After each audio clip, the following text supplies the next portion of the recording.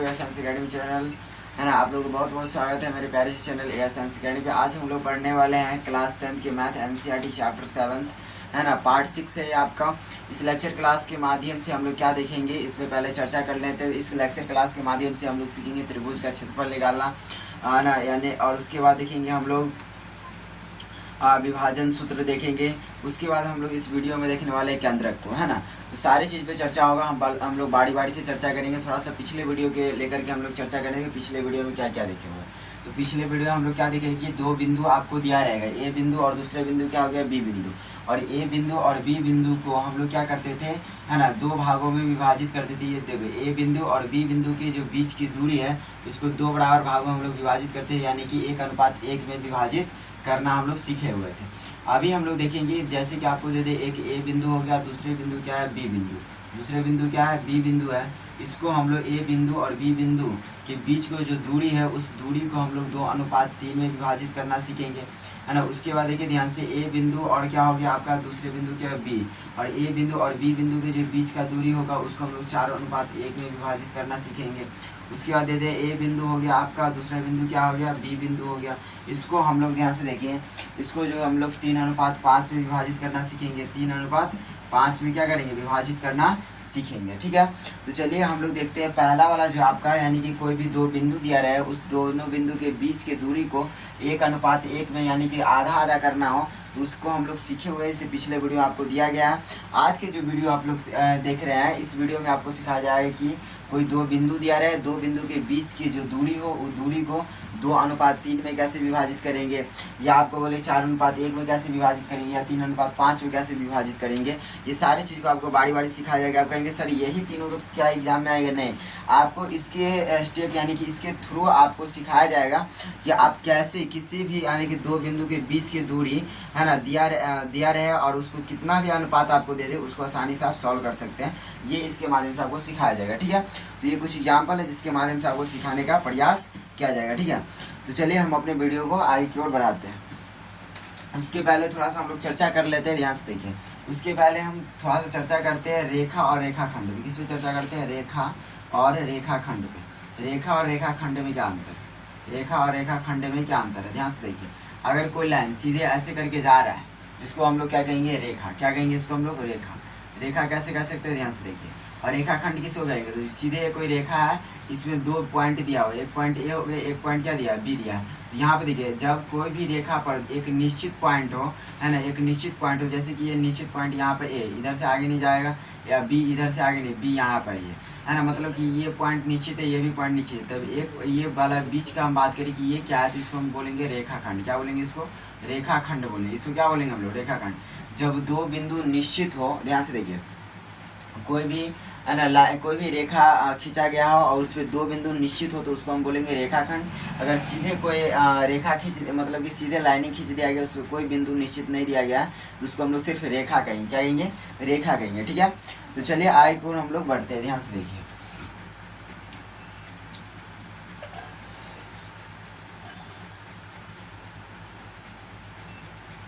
चलिए ध्यान से देखिए, यहाँ पे हम लोग क्या करते हैं, यहाँ पर देखिए ध्यान से, यहाँ पे हम कुछ लाइनिंग इस प्रकार से खींच रहे हैं। ये हो गया क्या हमारा, ये निश्चित है। यहाँ पे ए बिंदु है, ये क्या है, बी बिंदु। ये क्या हो गया, एक रेखाखंड हुआ, है ना। ये क्या हो गया, रेखाखंड, ये ए बिंदु, और ये क्या हो गया, बी बिंदु।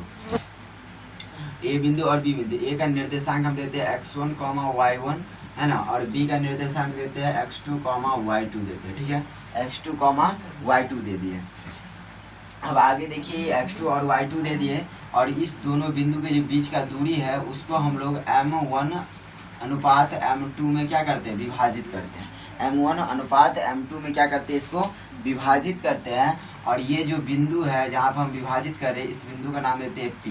और ये बिंदु, इसका निर्देशांक क्या हो जाएगा, तो निर्देशांक क्या होगा, x, y होगा। क्या होगा, x, y होगा। और आपको बताना है, अब यहाँ पर ध्यान से देखिए, अब आपको बताना है यहाँ पर कि इस बिंदु, यानी कि जो देखिए ए और बी के जो बीच का दूरी है उसको हम लोग m1 और m2 में विभाजित किए हैं, या और विभाजित करे हैं जिस बिंदु से उस बिंदु का नाम दिए P, और P का निर्देशांक हम लोग माने यहाँ पे कि x, y है। यहाँ पे आपको x और y का मान बताना है, यानी कि P बिंदु का निर्देशांक बताना है आपको, ठीक है। तो चलिए कैसे हम लोग बताएंगे, इसके लिए क्या फार्मूला है। तो यहाँ पे देखिए हम लोग क्या करें, दो बिंदुओं के बीच की दूरी को हम लोग क्या करें, विभाजित करें, यानी क्या करें, बांट रहे हैं। बांटने को हम लोग क्या कहेंगे, विभाजन ही कहेंगे ना। बांटने को क्या कहेंगे, विभाजन। तो हम लोग यहाँ पे क्या लिखते हैं, बांट रहे हैं तो क्या लिखेंगे, विभाजन, है ना, विभाजन। और किसी भी चीज़ को कोई भी मैथ हम लोग सॉल्व करते हैं उसके लिए क्या यूज करते हैं, फार्मूला। यहाँ पे फार्मूला हम लोग यूज कर रहे हैं यहाँ पे देखिए विभाजन करने के लिए हम लोग क्या यूज कर रहे हैं, फार्मूला, यानी कि सूत्र यूज कर रहे हैं। इसका नाम क्या हो जाएगा, विभाजन सूत्र। यानी कि देखिए दो बिंदुओं के बीच के जो दूरी होगा उसको हम लोग, है ना, विभाजित करेंगे। इसके लिए कौन सा फार्मूला है, तो विभाजन सूत्र है। कौन सा फार्मूला है, विभाजन सूत्र है ना। या यहाँ पे आप कह सकते हैं, ध्यान से देखिए, यहाँ पे x, y कह सकते हैं, इसको क्या कह सकते हैं, x, y, क्योंकि आपको क्या करें, विभाजन जो बिंदु विभाजित करे उसका निर्देशांक पता करना। किसी का निर्देशांक क्या होता है, x, y होता है, इसीलिए यहाँ पे विभाजन सूत्र, या आप यहाँ पे ब्रैकेट में x, y भी लिख सकते हैं, कोई दिक्कत नहीं, ठीक है। अब देखिए इसके बराबर क्या फार्मूला होता है, फार्मूला क्या हो जाएंगे, ध्यान से देखिए। तो फार्मूला क्या हो जाएंगे, ध्यान से देखिए, m1, है ना, इंटू में x2, प्लस में, है ना, प्लस में हो जाएगा आपका m2, x1 हो जाएगा, क्या हो जाएगा, x1 हो जाएगा। नीचे में दीजिएगा m1 प्लस में m2, है ना, कॉमा, है ना। उसके बाद लिखिएगा यहाँ पर, देखिए यहाँ पे m1 दिए तो यहाँ पे क्या x2 दिए, यहाँ पे देंगे हम लोग, ध्यान से देखिए। इधर तो ये क्या हो गया, ये x वाला पार्ट हो गया, इधर हम लोग लिखेंगे m1, है ना, m1 y2 प्लस m2 और इंटू में y2, है ना। इधर भी लिखेंगे नीचे में m1 प्लस m2, ये क्या हो गया, आपका फार्मूला हो गया, है ना। यानी कि दो बिंदुओं के बीच के दूरी को, है ना, दूरी में ध्यान से देखिए, दो बिंदुओं के बीच की दूरी दिया रहे, है ना, दूरी दिया रहे, और उस दूरी को कोई भी अनुपात में विभाजित करता हो, है ना, तो उस बिंदु का जिस बिंदु के द्वारा विभाजित किया जाता हो, है ना, उस बिंदु का निर्देशांक कैसे पता करेंगे हम लोग, तो विभाजन सूत्र से। विभाजन सूत्र क्या होता है, तो m1 into x2 plus m2 into x1 बटा में m1 प्लस m2 इंटू में कॉमा, है ना, m1 into m2 plus m2 into यहाँ पर y1 होगा, y1 यानी m2 इंटू y1 बटा में m1 प्लस m2। ये आपका विभाजन सूत्र हो गया, समझने बात को। चलिए तो अब इस विभाजन सूत्र के माध्यम से हम लोग कुछ क्वेश्चंस को सॉल्व करने का प्रयास करते हैं, ठीक है। तो चलिए कुछ क्वेश्चन को हम लोग सॉल्व करते हैं इसी विभाजन सूत्र के माध्यम से।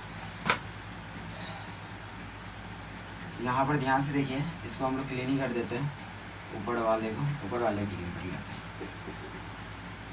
अब आगे देखिए यहाँ पर कुछ क्वेश्चन लिखा जा रहा है, ध्यान से देखिए, यहाँ पर कुछ क्वेश्चन है। यहाँ पे देखिए दो बिंदु आपको दिया जा रहा है, यहाँ पर दो बिंदु है, एक का नाम हो गया ए, दूसरा का नाम हो गया बी। ए का जो निर्देशांक दे रहे हैं आपको 2,3, क्या हो गया, ए का निर्देशांक हो गया 2,3 हो गया, ठीक है। और देखिए दूसरा जो हो गया आपका, है ना, बी निर्देशांक हो गया 3,4 हो गया, क्या हो गया, 3,4। और इसको हम लोग किस अनुपात में विभाजित कर रहे हैं, तो इसको हम लोग 2:3 में विभाजित कर रहे हैं। किसमें विभाजित कर रहे हैं, 2:3 में क्या कर रहे हैं, इसको विभाजित कर रहे हैं। और ये जिस बिंदु के द्वारा विभाजित करें, इस बिंदु का नाम है P, और आपको बताना है कि P का निर्देशांक क्या होगा। क्या बताना है कि P का निर्देशांक क्या होगा, इसका निर्देशांक क्या होगा, निर्देशांक, है ना, निर्देशांक क्या होगा। तो किसी का निर्देशांक क्या होता है, x, y, यानी कि आपको बताना है x, y का मान बताना है, समझिए ना बात को। तो आपको क्या करना है, ध्यान से देखिए। तो आपको किसी भी, यानी जिस, अब देखिए तो यहाँ पे कौन सा फार्मूला यूज़ करेंगे, ये वाले फार्मूला हम लोग यूज़ करेंगे, ठीक है। तो ये फार्मूला यूज़ करके बनाना है आपको। तो यहाँ पे हम लोग लिखेंगे, ध्यान से देखिए, विभाजन सूत्र यहाँ पे लिखा ही हुआ है। यहाँ पे लिखेंगे हम लोग, यहाँ पे पहले सूचित कर लीजिए, यहाँ पे x1 y1 कौन है, तो इसको हम लोग क्या बोलेंगे, x1 बोलेंगे, इसको y1 बोलेंगे, इसको क्या बोलेंगे, x2 बोलेंगे, इसको y2 बोलेंगे। इधर वाले पहला है सर m1 बोलेंगे, इसको इधर इसको m2 बोलेंगे, ठीक है। तो चलिए अब इसको हम लोग फार्मूला बैठा के बनाते हैं। यहाँ फार्मूला लिखा गया, यहाँ पे हम लोग बैठा के बनाते हैं, ध्यान से देखिए। तो यहाँ पे x, y तो निकालना है। यहाँ पे देखिए m1 का मान कितना दिया है, ध्यान से देखिए, m1 कितना है, यहाँ पे 2 दिया है, लिखेंगे 2, इन दोनों के बीच गुना, तो गुना x2 कितना है, तो x2 यहाँ पे कितना है 3, तो यहाँ पे कितना देंगे 3, प्लस का प्लस, m2 कितना है, m2 यहाँ पे 3, तो 3 देंगे। x1 कितना है, यहाँ पे x1 यहाँ पे 2 है, तो 2 देंगे यहाँ पे। फिर बटा में m1 प्लस m2, तो यहाँ पे 2 और 3 है, तो 2 प्लस 3 देंगे, ठीक है। फिर कॉमा लिखेंगे। m1 कितना है हमारा, m1 है 2, है ना, गुना में y2 कितना है हमारा 4, फिर प्लस में m2 कितना है, m2 हमारा हो गया 3, है ना, गुना में हो गया y1 कितना है हमारा 3 है ना, बटा में देंगे 2 + 3 हो गया। ठीक है, यहाँ पर अब यहाँ पर देखिए ध्यान से इसको सॉल्यूशन करते हैं। यहाँ पर देखिए द्वितीय कितना हो जाएगा 6 है ना, प्लस का प्लस 3 दूनी कितना हो जाएगा फिर 6 हो जाएगा, फिर 2 और 3 कितना हो जाएगा 5 हो गया, फिर कॉमा 4 दूनी कितना हो गया 8 प्लस 3 कितना हो गया 9 है ना, बटा में देंगे 3 दूनी 6 3 दूनी 6 यार जोड़ना है ना, तो 2 और 3 कितना हो जाएगा 5। यहाँ से देखिए 6 कितना हो गया 12, 12 बटा कितना आ गया हमारा 5, 8 9 कितना हो गया 17, 17 बटा कितना आ गया हमारा 5, 17 बटा कितना आ गया 5। यहाँ पे देखिए 17 बटा 5 ये क्या, यही आ गया हमारा क्या हो गया आंसर, यानी कि x और y का मान हमारा निकल गया। यानी कि इस बिंदु का निर्देशांक क्या हो गया हमारा 12 बटा 5 और क्या हो गया कॉमा है ना 17 बटा 5 है ना, यानी कि x का मान हो गया 12 बटा 5 और y का मान कितना हो गया 17 बटा 5 हो गया। ठीक है, ये आपको इस प्रकार से विभाजन सूत्र का प्रयोग करके किसी भी दो बिंदु के है ना बीच की दूरी को जिस अनुपात के द्वारा विभाजित किया जाता हो उस अनुपात के है ना बिंदु विभाजित, यानी कि देखो दो बिंदु हो और दो बिंदुओं के बीच की दूरी को जिस अनुपात के द्वारा विभाजित किया जाता हो और उस अनुपात के जो बिंदु है उस बिंदु का निर्देशांक आप लोग इस फार्मूला से इस प्रकार से ज्ञात कर सकते हैं, कोई दिक्कत नहीं होगा। ठीक है, चलिए आगे की ओर हम लोग बढ़ते हैं। यहाँ से देखिए, चलिए एक क्वेश्चन हम लोग और देख लेते हैं इसमें है ना, इस पे है ना एक क्वेश्चन और देखते हैं हम लोग। यहाँ पे देखिए एक क्वेश्चन और देखते हैं।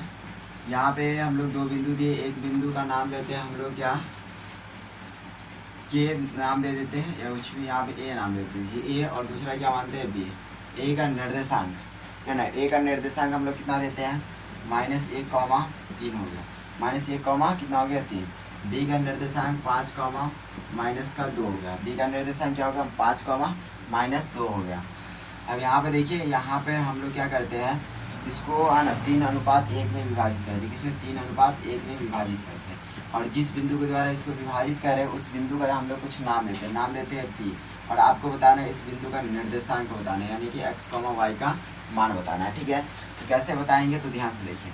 तो यहाँ पे क्या कर रहे हैं आप लोग है ना विभाग, यानी कि दो बिंदु है, दो बिंदु के बीच की दूरी को आप लोग 3:1 में विभाजित कर रहे हैं, और जिस बिंदु के द्वारा विभाजित कर रहे हैं उसका निर्देशांक पता करना है। तो आप लोग कौन सा फॉर्मूला लगाइएगा, विभाजित कर रहे हैं तो विभाजन सूत्र कौन सा यूज कीजिएगा, विभाजन सूत्र, यानी कि x, y है ना। बराबर में लिखेंगे फॉर्मूला क्या था m1 है ना, m1 इंटू में x2 प्लस में है ना m2 इंटू में x1 बटा में कितना था m1 प्लस m2 है ना, कॉमा था है ना m1 into y2 plus m2 y1 है ना, बटा में था m1 प्लस m2 है ना, ये ना था फार्मूला। चलिए ध्यान से, तो अब यहाँ पे देखिए यही फार्मूला, इसको सॉल्व करते हैं। m1 कितना यहाँ पे दर्शा लीजिए, पहले हो गया x1 हो गया y1 हो गया m1 हो गया m2 हो गया x2 हो गया y2 है ना। तो यहाँ पे देखिए m1 कितना हमारा 3 गुना में x2 कितना हमारा 5, फिर प्लस का प्लस m2 कितना है 1 गुना में x1 कितना हमारा -1 बटा में देंगे m1 कितना हमारा 3, फिर देंगे हम लोग प्लस m2 कितना हमारा 1 है तो 1 देंगे, कॉमा का कॉमा हो गया, m1 कितना हमारा 3 है, कॉमा y2 कितना हमारा -2 है, प्लस m2 कितना हमारा 1 है, गुना में y1 कितना हमारा 3 है, बटा में देंगे m1 3 + 1 हो जाएगा m1 m2 है ना। यहाँ पे देखिए सॉल्व करते कितना हो गया 15 प्लस का प्लस प्लस माइनस हो जाएगा माइनस, यहाँ पे दीजिए 1 का 1 हो गया, 3 और 1 कितना हो गया 4 हो गया, कॉमा का कॉमा, तो क्या हो गया यहाँ पे देखिए 3 दूनी 6 प्लस माइनस -6 हो गया, प्लस का प्लस 3 गुनी 1 यानी कि 3 है ना, 3 और 1 कितना हो जाएगा 4। ठीक है, देखिए 15 में से 1 गया तो कितना बचेगा 14 बटा 4, कॉमा तो कॉमा, 6 में से 3 जाएगा बचेगा 3, बढ़ेगा सामने के साथ माइनस तो माइनस, बटा में 4 हो गया, 2 दूनी 4, 7 दूनी कितना हो गया 14 हो जाएगा, इधर तो घटेगा नहीं, तो 7 बटा 2 माइनस 3 बटा 4, ये हमारा क्या हो जाएगा इस बिंदु का निर्देशांक हो जाएगा, यानी कि x, y का मान हो जाएगा। इसका मान क्या हो जाएगा ध्यान से देखिए, यहाँ पे x का मान कितना होगा 7 बटा 2 और y का कितना हो जाएगा ध्यान से देखिए -3 बटा का 4 हो जाएगा। ठीक है, ये हो गया हमारा आंसर इसका।